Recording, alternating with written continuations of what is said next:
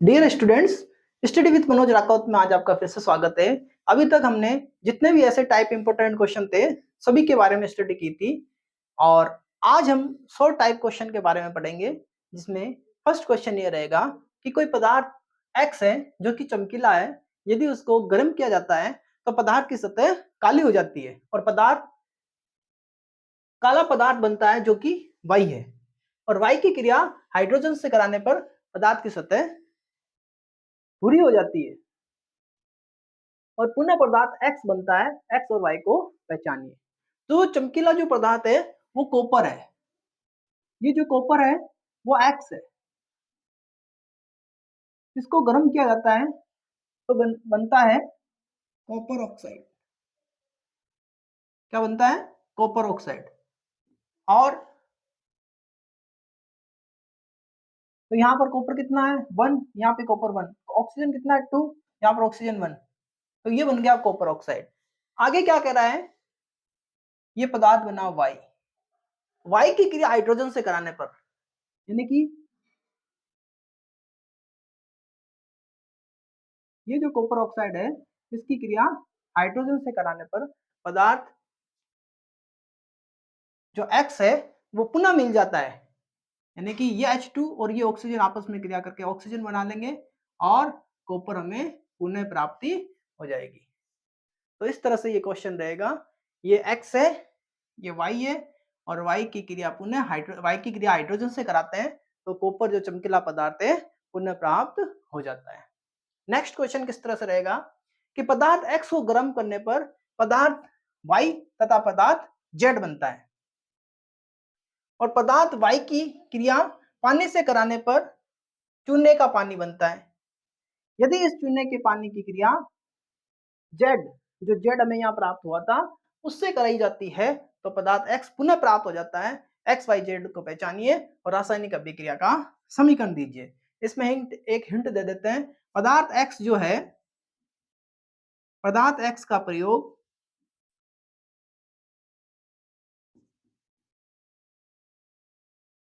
प्रसिद्ध इमारत ताजमहल बनाने में किया गया।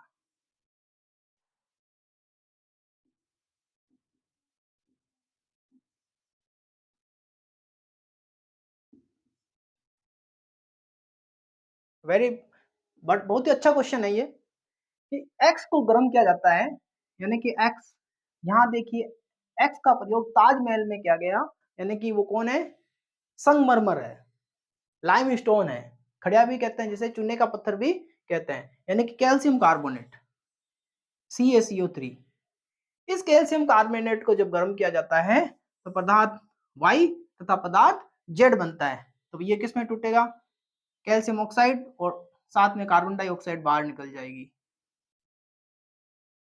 तो ये तो पदार्थ वाई है, ये वाई है और ये जेड है। अब जो पदार्थ वाई बना है, वाई की क्रिया किससे करानी है? पानी से करानी है। ये CaO, इसकी क्रिया करानी है पानी से, तो चूने का पानी बनता है। तो CaOH ट्वाइस, ये चूने के पानी का फॉर्मूला है। देखो बैलेंस है Ca1 O2 O1 और 1 2, हाइड्रोजन 2, बैलेंस है। तो ये चूने का पानी बन गया। CaOH ट्वाइस चूने का पानी। यदि इस चूने के पानी की क्रिया जेड से कराने पर, ये जो जेड है इससे कराते हैं, यानी कि CO2 से कराते हैं, तो पदार्थ एक्स पुनः प्राप्त हो जाता है। यानी कि CaCO3 प्लस H2। बैलेंस कीजिए इसे। ऑक्सीजन कितने हैं? 2 और 2 4, 3 और 1 4। हाइड्रोजन कितना है? 2, हाइड्रोजन यहाँ पे 2। कैल्शियम कितना है? 1। तो ये देखो पदार्थ एक्स पुनः प्राप्त हो गया। तो इस तरह से ये क्वेश्चन रहेगा। ये देखो कैल्शियम कार्बोनेट है, इसको गर्म किया गया, कैल्शियम ऑक्साइड बना, साथ ही साथ कार्बन डाइऑक्साइड बनी, और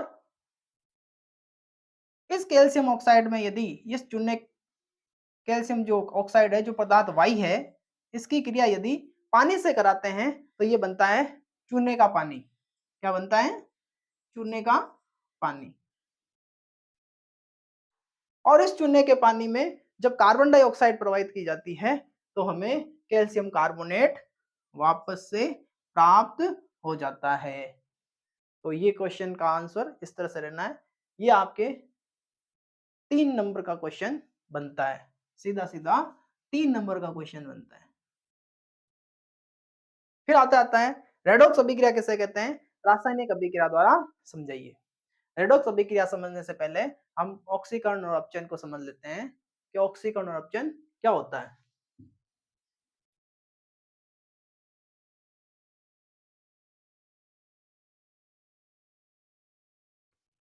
ऑक्सीकरण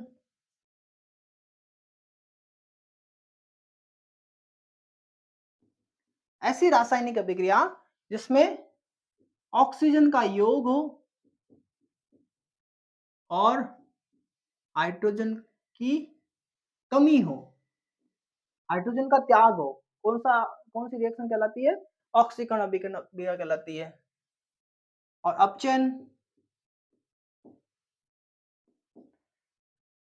ऐसी रासायनिक अभिक्रिया जिसमें हाइड्रोजन का तो योग हो और ऑक्सीजन की कमी हो।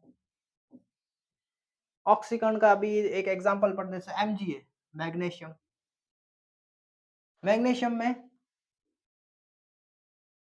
मैग्नीशियम क्या ऑक्सीजन से क्रिया करता है तो बनता है मैग्नीशियम ऑक्साइड। यहाँ 2 है तो यहाँ पे 2 लगाना पड़ेगा, यहाँ पे भी 2। तो यहाँ पर मैग्नीशियम का ऑक्सीकरण हो गया है मैग्नीशियम ऑक्साइड में। फिर आता है हाइड्रोजन का योग और ऑक्सीजन की कमी। अगर हम इसी को उल्टा कर देते हैं MgO Mg प्लस ऑक्सीजन, तो यहाँ पे देखिए मैग्नीशियम ऑक्सीजन की कमी, यहाँ पे देखो मैग्नीशियम ऑक्साइड था और यहाँ पे देखो केवल और केवल मैग्नीशियम। तो मैग्नीशियम ऑक्साइड का ऑक्सीकरण हो गया मैग्नीशियम में। तो ये हो गई अपचयन अभिक्रिया। अब पढ़ते हैं रेडॉक्स अभिक्रिया।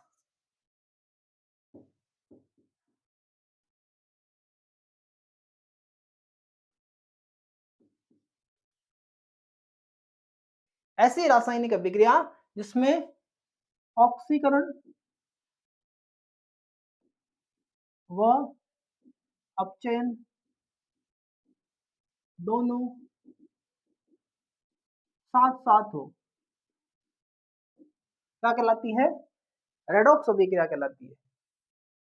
अभी जो हमने एक रिएक्शन पढ़ी थी कॉपर ऑक्साइड वाली, CuO plus hydrogen. Copper oxide की जब हाइड्रोजन से अभिक्रिया की जाती है तो कॉपर बनता है और साथ में H2 बनता है। इस पे थोड़ा विचार करना है। कॉपर ऑक्साइड का रिलेशन किससे कर सकते हैं? कॉपर से कर सकते हैं। हाइड्रोजन का रिलेशन किससे करते हैं? इससे कर सकते हैं। अब इसको देखो, यहाँ पर कॉपर ऑक्साइड है और यहाँ पर केवल कॉपर है। हटा क्या था? ऑक्सीजन। और ऑक्सीजन का हटना क्या कहलाता है? ऑक्सीजन का हटना क्या कहलाता है? अपचयन कहलाता है। तो ये अभिक्रिया कौन सी हुई? अपचयन हुई।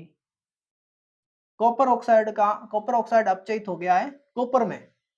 कॉपर ऑक्साइड अपचयित हो गया है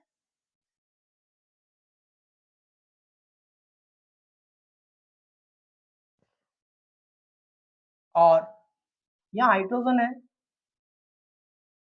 और यहाँ पर पानी है, यानी कि हाइड्रोजन के अंदर क्या जुड़ गई? ऑक्सीजन जुड़ गई। तो हाइड्रोजन का ऑक्सीकरण किस में हो गया? H2O में, पानी में। तो हाइड्रोजन ऑक्सीकृत हो गई H2O में। तो ये क्या हो गया? ऑक्सीकरण हो गया। तो ये आपके रेडॉक्स अभिक्रिया हुई। रेडॉक्स अभिक्रिया कौन सी होती है? जिसमें ऑक्सीकरण तथा अपचयन अभिक्रिया दोनों साथ साथ चलती है। एक अभिक्रिया और पढ़ लेते हैं, manganese oxide plus HCl MnCl2 plus H2O plus Cl2। Balance कीजिए इसे। Cl यहाँ कितने हैं 2 और 2 कितने हैं 4, तो यहाँ 4 लगा दीजिए। अब हाइड्रोजन कितने हो गए, यहाँ पे 4 है और यहाँ पे 2 है, तो यहाँ पे 2 इंटू 2 कितना हो गए 4। ऑक्सीजन कितनी हो गई 2 और यहाँ पे ऑक्सीजन 2। मैग्नीज कितना है 1, मैग्नीज 1, ये बैलेंस हो गई। अब इसको देखिए, यहाँ पे Mn है और यहाँ पे Mn है, तो इसका रिलेशन इसके साथ खींच दीजिए। ये HCl है और यहाँ पे Cl है, तो इसका रिलेशन इसके साथ कर दीजिए। इसको देखो, यहाँ पे मैग्नीज ऑक्साइड है, यहाँ पे केवल मैग्नीज क्लोराइड है, यहाँ से ऑक्सीजन हटा है और ऑक्सीजन का हटना क्या कहलाता है अपचयन, तो ये हो गया अपचयन। मैग्नीज ऑक्साइड अपचयित हो गया है मैग्नीज क्लोराइड के अंदर। यहाँ पे देखो HCl है और यहाँ पे केवल Cl2 है, तो हटा क्या है इसके अंदर हाइड्रोजन हटा है, तो हाइड्रोजन का हटना क्या कहलाता है, हाइड्रोजन की कमी क्या कहलाती है ऑक्सीकरण कहलाती है, तो ये ऑक्सीकरण हुआ है। तो ये हमने पढ़ा है रेडॉक्स अभिक्रिया। इसके बाद हम पढ़ते हैं एक और संक्षारण। संक्षारण क्या होता है, संक्षारण का अर्थ होता है नष्ट होना। संक्षारण का अर्थ क्या होता है नष्ट होना। जब कोई पदार्थ पानी, अम्ल या आर्द्रता के संपर्क में आता है, आर्द्रता के संपर्क में आता है,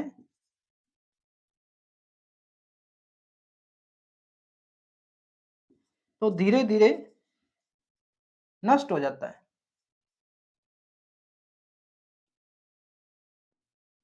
इसे संक्षारण कहते हैं।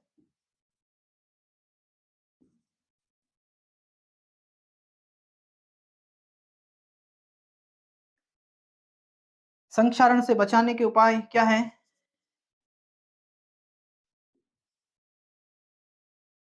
Paint, Greece, यशद लेपन, galvanisation. यशद लेपन क्या है, लोहे पर जिंक की परत, लोहे पर जिंक की परत चढ़ाना गैल्वेनाइजेशन कहलाता है या यशद लेपन कहलाता है। तो ये हो गया संक्षारण।